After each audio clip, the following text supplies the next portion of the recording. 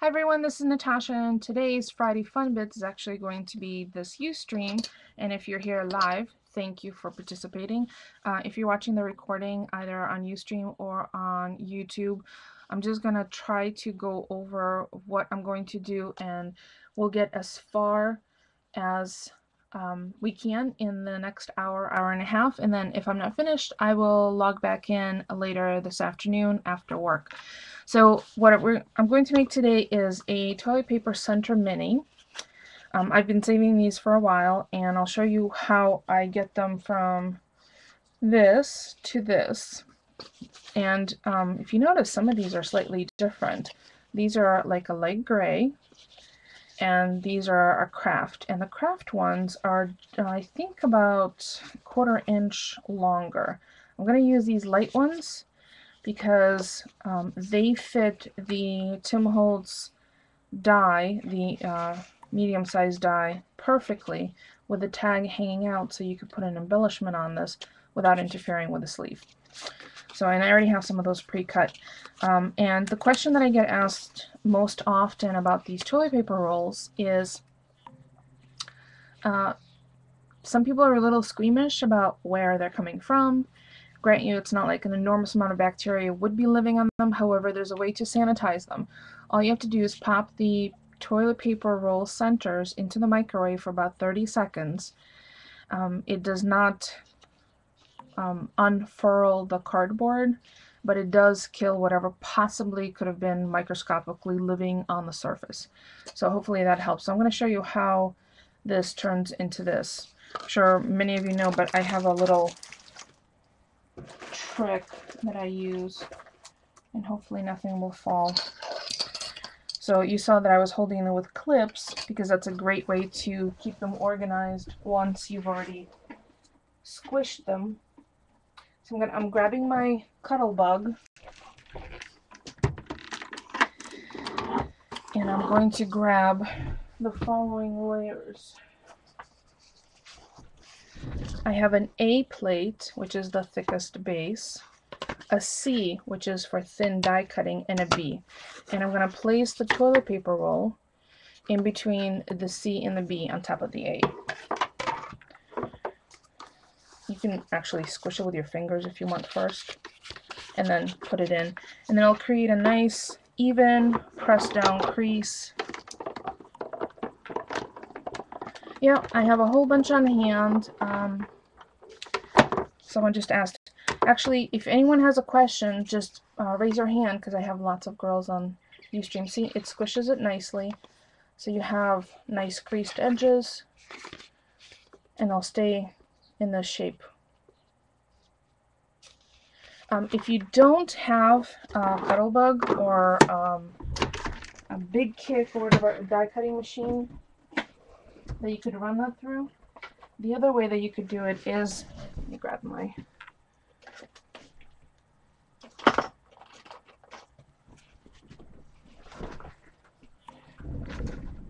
you can grab your bone folder, squish it with your hands, and then run the bone folder on the creases. It does essentially the same thing.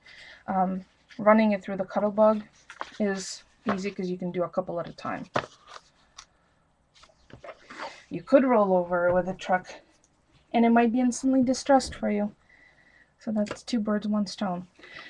Okay, so the paper that I got inspired by is this Glitz design that I just got yesterday, and it's the Pretty in Pink 6x6 stack. So I'm going to pull out some pages, and I also have the Pretty in Pink Glitzers. I was thinking of using one of these on the, let me just take that out so you can, not getting a glare, on the cover. And these are stickers with glitter, with bling on them. See? It's really pretty. Shine, smile, aspire, laugh, love. It's beautiful rose. Oh, you can see my window in there. And then this is really lovely. Look at the detail of that. So I have those to play with as well. I also pulled out a few other papers. Let me just show you those while we're doing the paper thing. So because these are pinks and browns and reds, I grabbed this Textura Bling cardstock that I got from Scrapbook for, is it a book? Yeah, I think it was $2. And there's a couple of various colors that I think would go nicely with that. I also grabbed the American Crafts specialty paper and the metallics in case I wanted a little quick bling. And I grabbed the Glitz Pack Afternoon Muse in the 8x8 because there are some coordinating, nice coordinating papers.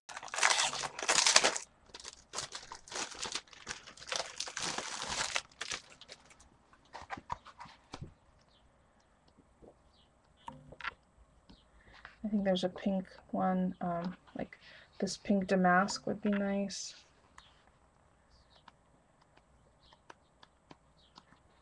And this one, which has all different music notes. So I'll just have it on standby in case we want to add some additional papers. So I'm not going to make this too messy, so I'm going to be using my ATG gun.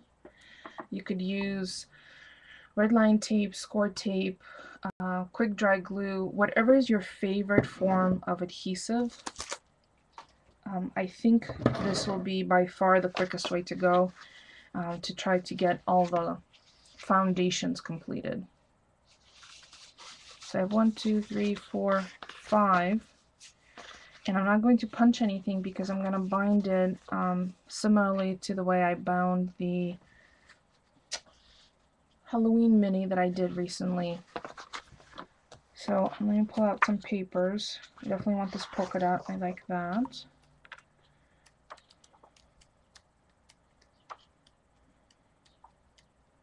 It's really, I love this twirl. And I think I can get two, I like this stripe. I can get 2 pages, 2 covers from each page. Because the toilet paper roll is so, and definitely this rose. Really love this rose. It's all distressed. Totally junked up. As a matter of fact, I might make this the cover. So we have 4, so that's 8. We have 6, so we need 4 more. So let's pull out some other papers from the other stacks. And I think I'm going to make some tags with these, and I have my tag die on the standby as well. So let me pull those other 2 pages from the other Glitz pack, which is the Afternoon Muse 8x8. Sarah will be here. Alright, so I'm going to grab this damask, distressed damask, which matches nicely. And then this pink music paper. This is the Glitz Pack Afternoon Muse, Sarah. 8x8. I think I got this from one of the daily deal places as well. So I'm going to measure. You'll find that if you're working with toilet paper rolls, they're not all going to be the same size. You can kind of, if they're the same brand, they might be pretty darn close.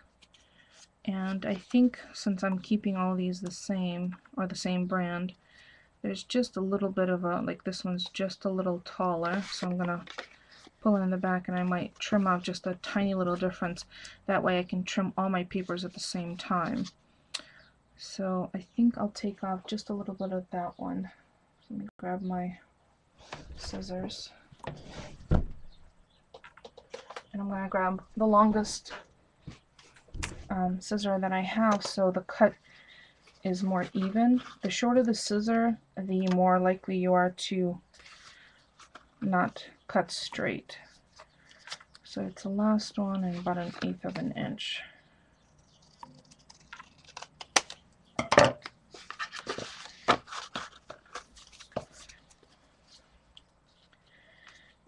one's just a little smidgen longer too.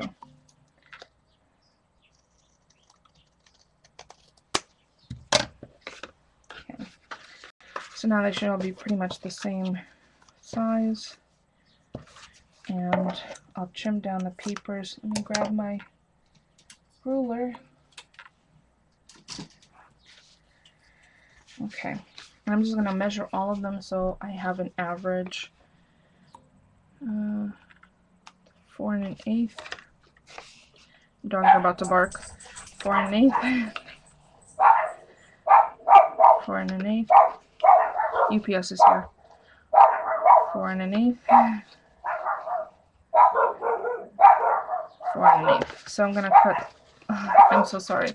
I'm gonna cut all of these at 4 1/8.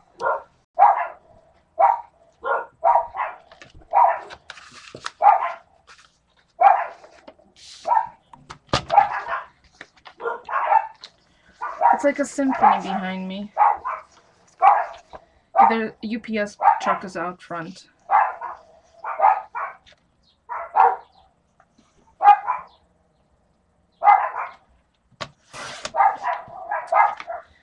And then I think they're all 2 and it's not quite 2 1/4. I mean 2. It's not quite 2 3/4.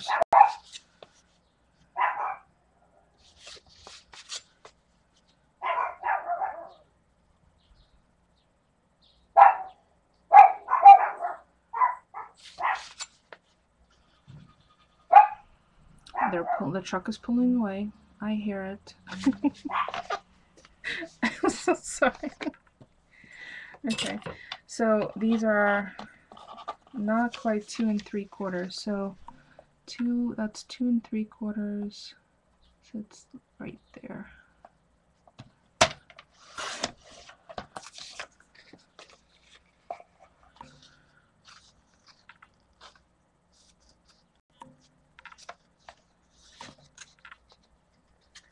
Yeah, sorry, the dogs have stopped.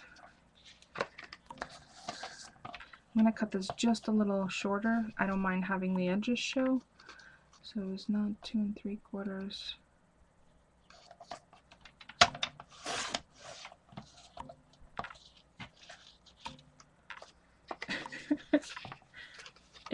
That's what happens in our street once a dog hears another dog come down the street, because there are so many pet owners in our neighborhood, it's like rolling dog.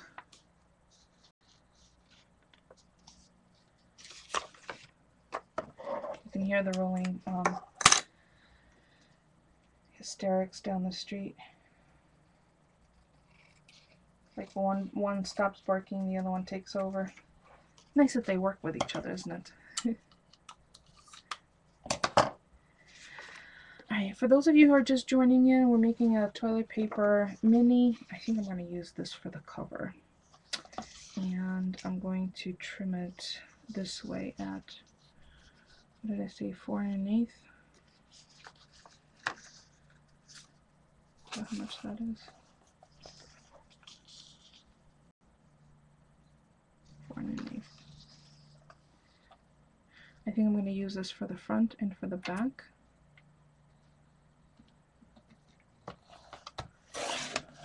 I'm still saving these little pieces.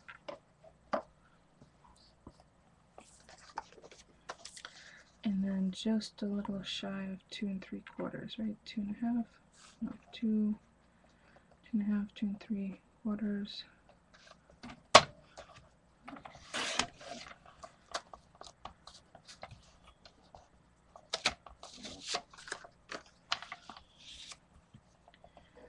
Two and a half.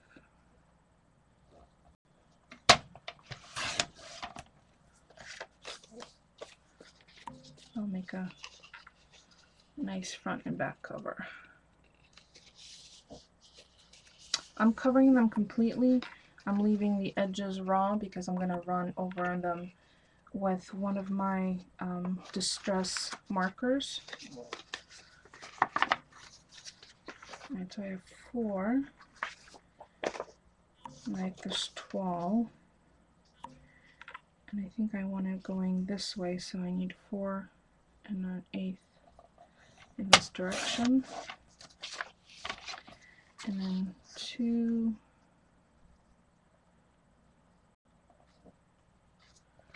this way.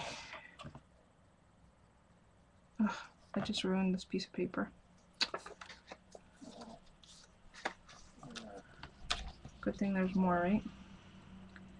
So it's 2.5, 2, and I guess this one will be a long one. Okay, I'm going to save that for something else. And then the stripes. I want the ticking to go this way, so 4 and an 1/8. And I know I'm talking out loud, like talking to myself, but I find that it's helpful if I keep repeating it. So 2 3/4, share that. And 2 and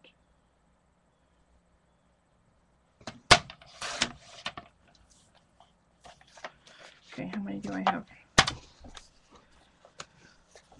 2, 3, 4, 5, 6, 7, and I need 12. One I messed up on the paper. So I have this paper.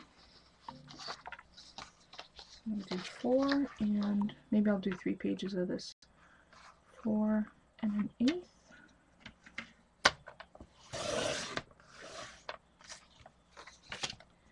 And 2 3/4. Okay, I think I'm going to do, I think this will fit 3. So 2.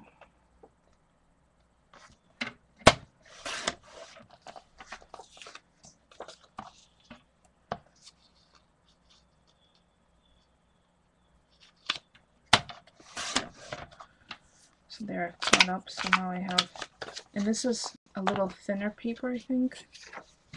And then last but not least is this, hi Amy, last but not least is this music paper. So 4 and an 1/8.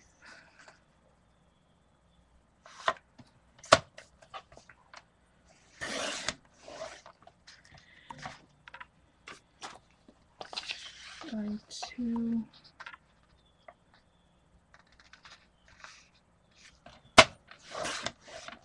And I'll get 3 out of this one. I'm not sure if I need 3, but I'll get 3 cut because this one is just so close to it. That size anyway. So 2. Okay. I think that's it for the paper trimming for now.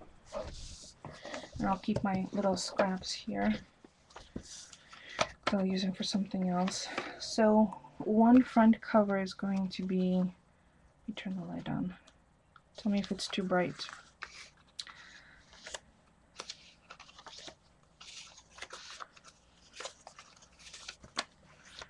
One is going to be this rose paper for the front and for the back cover. So they're going to be like this. So this is going to be the front and the back.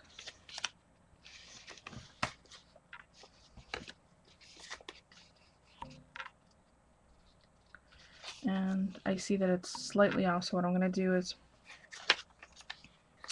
I'm going to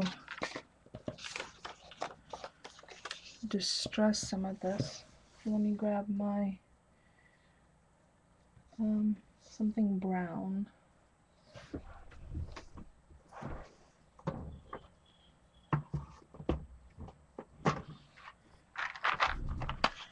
These are my daubers, fingertip daubers. I'm going to choose something brown, so gathered twig it is.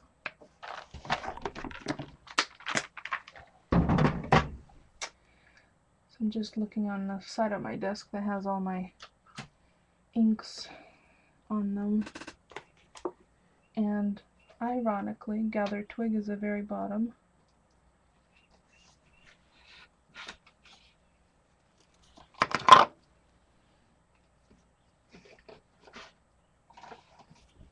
Okay, I think that will match nicely with the paper. And I'm just going to do it right on my desktop because I have a metal, old-fashioned metal desk. I could wipe this off. It doesn't take on color, so I could totally distress directly on it. But if you don't have that on your workspace, definitely cover it with something that has a little more coverage, so you're not ruining your desktops. So this is going to make it just ever so slightly more distressed and grungy-esque, which at the same time is going to take care of the whole white core issue with the one from the cutting edge, because these are white core papers.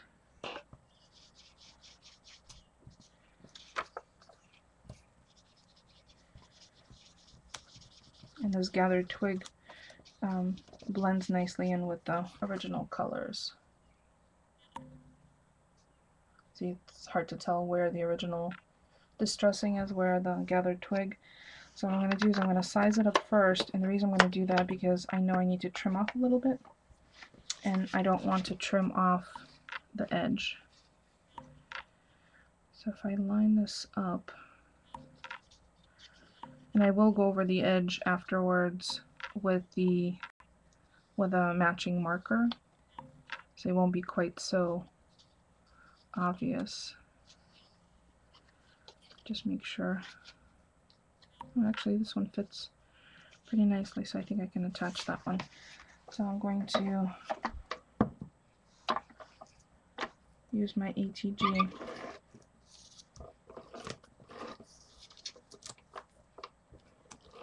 Which, because it's been humid, is really, really tacky. It's been in a room where the window's open, and the humidity does affect the ATG tape.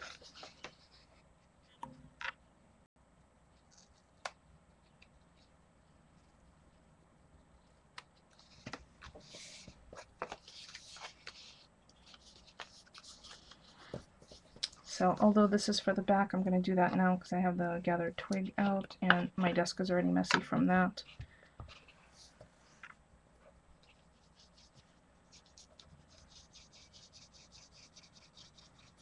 And whenever you're doing the distressing to thinner paper, try to keep it taut. Like, here's the two edges, and I'm going to keep my fingers on both sides, hopefully not pulling up the edge too much. I mean, I know that there's a certain amount of distressing that will look appropriate, but I certainly don't want to rip the paper entirely.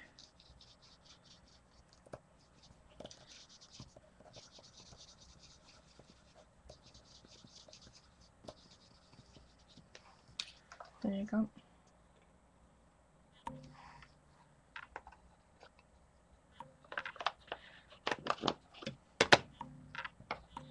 I'm going to grab another one because that's going to be the back cover. Just want to make sure that it lines up nicely.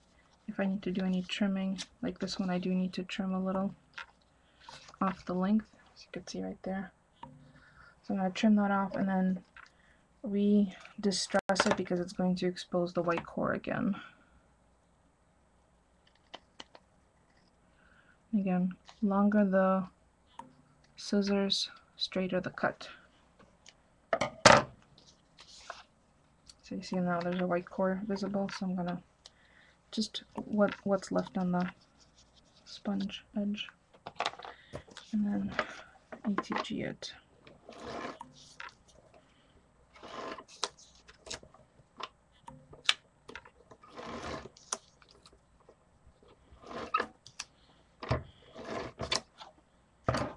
There's a lot of humidity in the air because it's been rainy and getting warmer. And I'm going to turn in the little trails, glue trails,